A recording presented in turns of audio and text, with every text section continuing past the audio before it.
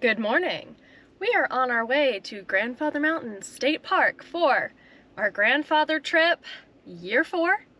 This one is going to be a little less exciting than the past 3 years, so no scrambling up cliff sides and ladders and cables because of the passengers that we have with us this year. So we're just going to go to the Boone Fork trailhead, walk a little bit on the Tonawa Trail, maybe go to Storyteller Rock and check out the view from up there. But it's gonna be a lot more laid back and just kind of a chill hike because of the dogs.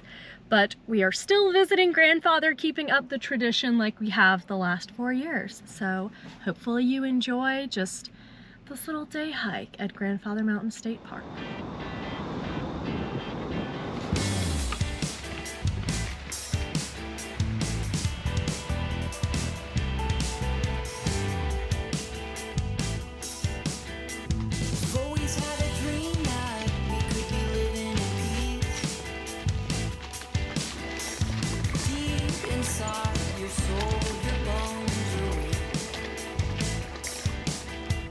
Tragic in the making, it's only breaking who you can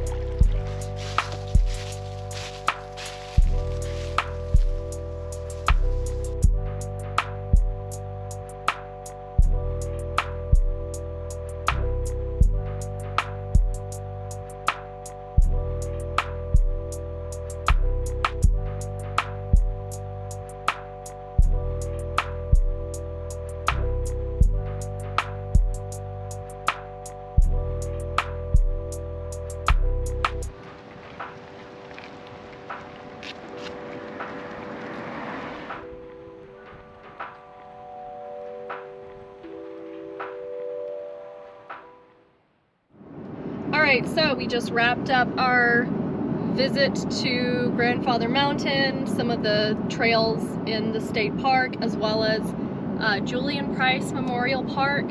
And it's been a minute since we've done a hike and message, so just gonna close this out with the message portion, which is gonna be pretty short. Just on our walk back from Storyteller Rock, we had a really great conversation about worship and everything from kind of like defining worship to examples in our own lives of how we excel and also fall short in terms of worshiping God. And you kind of think of worship as being this thing you do on Sunday, like once a week you sing along to some songs that you kind of know the words to, don't really like understand the full meaning of, but it's just this thing that you do, and that's kind of the picture we have of worship. But it's actually so much more than that. True worship is like this all-consuming thing where it just, you know, your worship for God consumes your thoughts, like dwelling on Him, thinking about Him, just like the actions you take, your daily just behavior is like a form of worshiping God. And you can kind of take example from the things that we worship that are not God in our daily lives. We kind of talked about how as human beings, worship is like one of our strengths and biggest weaknesses. Like from your favorite sports team to like whatever pop culture thing at the time that, you know, you form a community around. We worship those things. We spend our time just like discussing and talking and thinking on it and fellowshipping around it. And imagine just how much better our relationship with God would be, how much deeper our understanding of Him would be if we put that much effort that we put into like our hobbies and daily activities, if we put that amount of effort into worshiping Him and thinking about Him and just kind of spending all of our heart, soul, strength, our mind, like everything we've got on Him, instead of all of these other little things that kind of serve as replacements for Him in our lives, and things that we replace Him with in our hearts. And I've got like super wise, eloquent husbandman here. Married to two men. Yeah. I've got Jordan here. If he wants to chime in, he can. But I can only pass on something that I've heard from someone wiser than me. But okay. I heard something very wise from somebody that I enjoy listening to, which is when you have free time and you have nothing else you have to do, dwell on the things that your mind immediately goes to filling that time with. If you have, whether it's video games, sports, whatever, if the moment you put your phone from work down, the moment you wake up, the moment before you go to sleep, that's what you're inclined to think of, there's a chance that you should analyze your heart to see whether or not there's some time that you could be more adequately devoting to God, because that is one of the truest forms that worship takes. It is what occupies your mind when your mind doesn't have to be occupied by anything. One other piece of wisdom that, once again, I've received from someone else. I do not originate any wisdom that I'm aware of, but I can pass it along. Consider the Magi. They showed up, and a lot of people think of, well, if you were right there in front of who you recognize to be God incarnate or the King of Israel, yes, you could bow down and worship. But you have to understand, they spent the better part of 2 years before that worshiping Him by taking a long journey to be where He was. And they spent a long time before that worshiping Him by understanding the prophecies of where He would be and when He would be there. So when you consider, do you have what it takes to worship the Lord God? Do you have what it takes to stand and sing songs at church before Him? If that's a true form of worship for you, also consider the journey it takes to earnestly worship in the moment.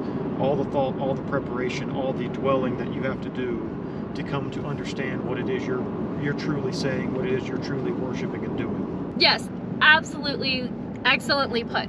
So usually with these message parts, there's always like a call to action afterwards, and that's kind of it. Is the call to action is take some time just today, this week, to analyze, like, what is it that I am putting my focus on, you know, kind of renting out space in my head to other than God. What am I spending my time on, my thoughts, my energy, and just giving kind of my best to instead of God? And then just kind of figuring out from there how you can best devote that time to God instead of those other things that are sort of replacing him in your heart. Oh my gosh, this person is just making decisions on the parkway.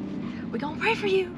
I know the message part is usually the longer part of these types of videos, but just wanted to leave you with just a little something to think about and kind of that call to action today. Hopefully you enjoyed this year's iteration of the Grandfather Mountain trip. Things have to change, obviously, having the dogs, because they can't climb ladders and cables, so we chose something that was appropriate for the entire family this year, and I hope that you enjoyed it. So thank you so much for watching. I hope you have a great rest of your day, and I can't wait to see you again next time.